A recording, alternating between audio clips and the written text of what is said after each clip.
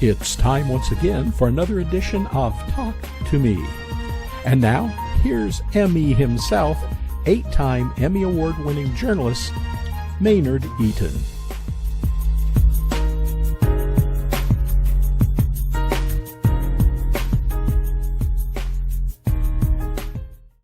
Hello, everyone, and welcome to Talk to Me, a weekly conversation with political influencers, cultural influencers. Today, we have one of the top Black businessmen in the country. His name is Louis Rudd, the president and founder of Ezell's famous fried chicken. Ezell, thank you. You're the first interview we've ever had from Seattle, the Pacific Northwest. Thank you for joining us. I feel honored, and thank you for welcoming me here. And hopefully, again, I can add value. That's my primary goal in life, is adding value where I can. Well, obviously, there's been some value to your chicken franchise. You've been doing it since 1984. Am I correct? You are the Kentucky Fried Chicken of Black fried chicken owners. Is that correct? I mean, am I saying that correctly? Yes, it was February 3rd, 1984.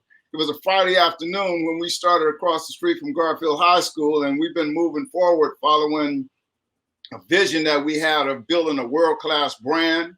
And we had a mission that we were going to go out and provide fresh, never frozen, high-quality chicken with good homemade side dishes served up with fast, courteous service. And our value statement was honesty, loyalty, and relationships. And following our mission, our vision and value statement, we thought one day we could have a national brand, and we're still in pursuit of that. Louis, every Black family I know, mama and grandmama, think they cook the best fried chicken in the world. How have you become the best fried chicken of every Black family we know? Well, it started out with, first of all, I'm going to say all moms and grandmothers do make the very best fried chicken. We are an alternative to when mom and grandma can't cook it for you, right? So that's good. That's a great line. But, it starts out with the preparation first, right? So when our chicken come in, we take all of the fatty content out of it. It get handled at least 3 times. We defat the product. We, again, use fresh, never frozen. We've always used high quality oils to fry the chicken in. We make a fresh homemade roll. We bake the bread fresh daily, made from scratch. All of our side dishes, we peel the potatoes for the mashed potatoes and gravy, the potato salad, the peach cobbler is made right there on the premises. Each location brings in all of the ingredients necessary to keep that freshness there. Now, that sounds like a heck of a lot of work. It is. You have a heck of a lot of locations. You franchise across the country and even internationally, right? So that's not easy. You make it sound like that's a no-brainer, but that's tough work, it seems like. It is. But it comes with, again, transferring the value, right? Getting people to buy into the value. And, I've often said that it's easier to transfer culture than procedures and processes, right? So we've developed a culture within where people clearly understand the value of those relationships we have with our guests, with their teammates, their employees, and the value of having a Black-owned business that they can be proud of and have pride in.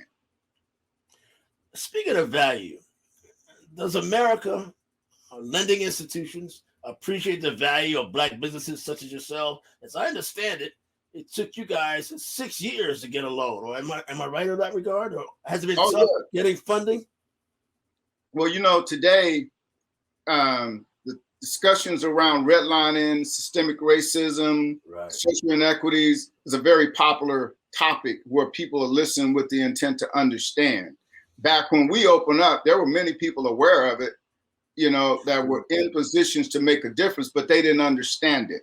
And there were those that understood it because they were the ones that were part of the systems that came up with redlining to prevent Black people from advancing in society. And we were some of those Black people. It took, 6 years to get the first loan to get the restaurant open. Once we got it open, the lines were around the block. And we went to get a second loan, and we still had problems getting a loan. It took a call to Olympia, to a state legislator, to call the vice president of a bank to get him to call the branch to get our loan process. We experienced it. Is that because you're a Black-owned business or because you're a relatively new business? Well, you know, the one thing that I've learned is not to take it personal, right? Okay. Not because I was a Black man, but the system was not designed for those that have not to have more. And in more cases than not, people in the Black community have few resources. And redlining. So what we watched take place was gentrification in the Central District, where we opened our first location. The system was not designed for businesses like us and Black men and women like my sister to come in and provide inspiration, hope, and jobs for those that had none, to keep them committed to growing in that community. The goal was for them to move out the community so gentrification could happen. So if there was financing and support to help Black people, it was counterproductive to what the system was, if I said that. Interesting. Now, given that this is so-called Black History Month in America, what would you say is the state or the fate of Black businesses in America from where you sit? Well, I think we all have an opportunity now to affect that fate by first acknowledging that this is an opportunity, right? Through it all, there's an opportunity because there are people now listening with the intent to understand and wanting to make a difference. So sometimes we have to help those to help us, right? Through that understanding. A mentor of mine told me once, there's many levels of awareness. Only at the deepest level do you find understanding. Through understanding comes acceptance and then change. We need to help people to understand that we're not asking for a handout and not just a hand up. We want an opportunity to pull our own selves up, right? And so I think the fate looks good if we take advantage of the opportunities that have presented themselves in the Black community today. Are we celebrating Black business, or some of us cringing? Some of them cringing because of the kicking the butt from the pandemic, you think? Well, I can speak from my position and Ezell's position. We're amongst the blessed. And during the pandemic, we didn't suffer losses. Our business continued to thrive. In fact, I've told people over the years that since we've been around, we've become recession-proof, racism-proof, and redlining-proof. Really? We've survived all of those. And it's because of the community support that we've been able to get and receive over the years. So while some may be celebrating, there's others suffering. And we've tried to do our part in reaching out to some of those that we are aware of. And I'll give you an example of one small business owner that's been around Seattle for 40 years. Through no fault of his own, he had to close his doors and not be able to provide services through his business, which was a coffee shop. Once I became aware of that, we wrote him a check in advance for a year's worth of service. Wow. And we'll figure that out later so that he could afford to pay for the equipment that he had, the leases, so that they didn't take his equipment, because without the equipment, his business is done. Right. So there are many more out there like Ezell's and Lewis that can help. So we can choose to celebrate, or we can choose to stand back and just kind of gripe and groan and moan. And again, I'm not saying that there are not people out there that are not capable of supporting, but those that are should. Find a neighbor, find another small business, another Black-owned business. And we've got an initiative coming out soon. And next week, I think the press release will go out to where we're going to have direct awards and take applications so that we can support some small business owners. We're going to the first round, we're going to be able to support at least 20 small Black-owned businesses in the community, and it's going to grow from there. Lewis, seems like a call to action and a charge to many of your brethren, your fellow top shelf Black businesses to do the same. Are you calling them out, saying, come on, join me? I'm saying let's join in. Let's make a difference. See, the other thing that I clearly understand is that now it's become a little more popular now that there's a labor shortage, that a lot of corporate businesses and larger corporations that own businesses, they're starting to hire what used to be called undesirables. Yeah. Right? But they're doing it for selfish reasons. We did it because we understood that we needed to help in our community. So Ezell and I used to go up to the state prison. Wow. During Black History Month. And we would take box lunches of chicken up there, and we would have motivational speeches for the inmates and give them business cards. When you get out and you're in the halfway house and on work release, come down and we can give you 4 hours, help you work your way back into the mainstream. And, you know, commitment to community is what we've always been about. And I think that, I know that's why we're still in business today. It's because of our core values, and it's the community partners and the embracement of the community. And again, giving back to the community is something that all of us that can afford to do it should do it. What do your fellow business colleagues say about that sort of stand you're taking? That's a little rare on the East Coast here in Atlanta, even the Black Mecca. You don't hear that much. It's the Black business Mecca. I don't hear many folks talking like you. Well, you know, I think that this is probably going to be something new for a lot of business owners, but it only takes one to get it started. You know, let's prime the pump. We want to prime the pump. And I believe that, you know, a crowd begets a crowd, and it starts with one on the dance floor. And then before you know it, the dance floor is crowded. So I'm looking forward to more, especially Black-owned businesses joining us, and not just Black-owned businesses. I think that, you know, we can get the communities at large participating in supporting Black-owned businesses. There's a direct connection to poverty and crime. Yes. Yeah. Right? Right. And if we can start focusing on wealth creation in our communities, something that, you know, our young African-American men, boys, can have pride in and be proud of. And they can look to mentors in the business community as their heroes, as opposed to some of the other ones that they're looking to that's causing them to be less productive citizens, right? And, you know, a sense of pride goes a long ways in helping to solve for a lot of those problems that we see in the community with our young people. And I just think it's a call to action for all of us. We need to change the direction.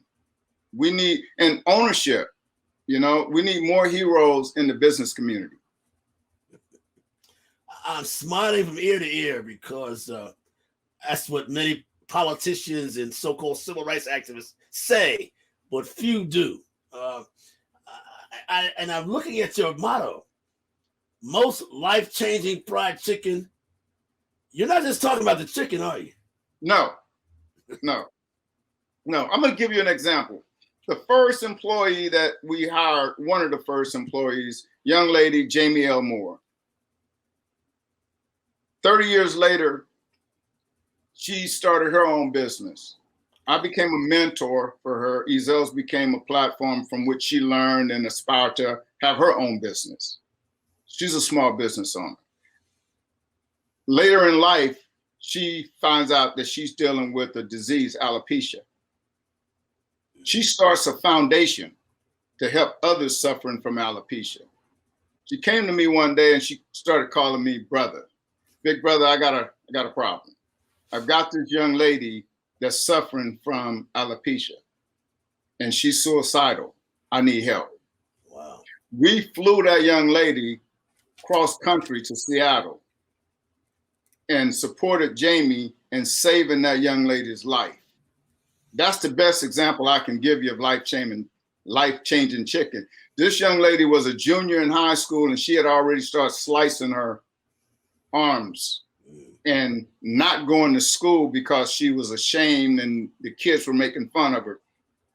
She left Seattle on a plane, went back, attended her prom, and eventually graduated from school with a new life-changing chicken. But again, us being good stewards, when Jamie called, there was no hesitation. Gotcha. There needs to be more receivers on the end of those calls from the Jamies of the world. Wow. You're a powerful brother. And that's, I tell you, it's so refreshing to hear. As a reporter who's covered Black business and civil rights movement, you're what they've been talking about all along. Is that why you get so many celebrity endorsements? I read like you're a who's who among the celebrities in terms of, it ain't cause you good looking, so it must be something going on there. I think it's the chicken, really. But, again, growing up in East Texas, having those good values, and it's always been all about love, right? And that's what I grew up in, a very loving family. I'm one of 10 siblings, and that love and caring culture, we've just been able to spread that. And yes, I mean, lots of celebrities from, Oprah Winfrey being able to go back to Chicago and cater for her birthday party and sip champagne and eat chicken with Oprah. I mean, it was a real blessing and a huge opportunity. And there's others like partnering with Lenny Wilkins on his tournaments and fundraising efforts to raise funds for a small clinic in the Central District that focus on minority kids of color, providing them with health and dental care where they normally wouldn't be able to get it, or with Jacob Green, former Seahawk alumni, Fred Hutchinson Council Research, Russell Wilson's tournament. I mean, we've always been active in the community, which has led to us having involvement and engagement with celebrities. And plus, we have some good chicken. I don't think they like me as much as they like the chicken. That's what's made you a household name? Is it a business philosophy and the kitchen, or a combination of both? Combination of both. And then you take Mark Abrams. Mark was one of our first board members, and that's when we had an advisory board. And Mark actually connected us with the Seahawks organization, which led to a lot of celebrity exposure and partnerships over the years. And so it's been a variety of things and opportunities that have led to us having the opportunity to meet, participate, and have the support of so many different celebrities. And Randall Morris, I still remember his rookie year with the Seahawks, becoming a friend and driving down to LA to actually Long Beach with him one year, but taking chicken out to the plane, the Seahawks plane, when they had their own plane, the Hawk One. I take 110 box lunches and put one in the seat for all the players and the coaches when the plane would take off. But it's just so many experiences like that. But it's hard work, but it's work that's rewarding. That's it. Well, also rewarding to us on Talk to Me is Mark Abrams, who's our producer, who's behind the scenes making this happen right now. So he speaks so proudly of you as well, and I see why now, sir. I really do. Louis, you're exceptional. You really are. Now, I got to ask you a question. Go ahead. As a guy who started out photography and talent agency, get to frying chicken and becoming a franchiser. I mean, that's a stretch to many folks. Yeah, it is. Well, as a kid or teenager, I worked at a place called Brown's Fried Chicken in Marshall, Texas. That's where the dream began. I got you. Right. Okay. And my best friend, Ezell, he worked there, and he would later go into the Coast Guard. A year later, I would go into the Army. But we always talked about one day having our own chicken place. In the process of trying to get the chicken place open and getting the financing for the chicken place, I took photography, which was my first love. And I had hoped that that was going to be my career as a professional photographer, right? And in the entertainment world, I fooled around a little bit with talent development, artist management, and I learned electronics. I went to school 3 years for electronics. I was a fleet mechanic for Weyerhaeuser Company. You know, I thought I had a plan for myself, but God had a different plan for me. You know, and I think the path that I've taken is one that I can be more impactful. Gotcha. In a way that's more meaningful than had I chose other paths or had the other ones, you know, worked out. But either way, I'm a happy person today. Every day I wake up, I choose joy and I try to spread that. You sure do. Final question, sir. Okay. Lewis Rudd, how do you pronounce Ezell's? Is that say that correctly? And where'd the name kind of come from? You're Lewis Rudd. You know, Ezell's, Ezell's, Ezekiel's. No matter how you pronounce it, it comes out good at Ezell's Famous Chicken. Now, Ezell and Lewis grew up as best friends down in East Texas. So the name and the dream began with Ezell Stevens. And the brand started out as the chicken place, would eventually be named Ezell's. It's got a nice ring to it, Ezell's Famous Chicken. Well, I got to salute you as a journalist. I tell you, you're quite a story. And I'm sure your PR company knows that Brazard was a worldwide known public relations firm, proudly tells your story. But I want to thank you. We talk about Black business. You're as good as it gets. And we thank you for joining us. I thank you for it. I thank you for the opportunity, and excuse my interruption. Oh, no, thank you, man. Really appreciate you joining us. You kind of made my day, made this show, that's for sure. God bless you. Thank you for joining Talk to Me. Ladies and gentlemen, we'll see you next week and get some of that chicken. Yes.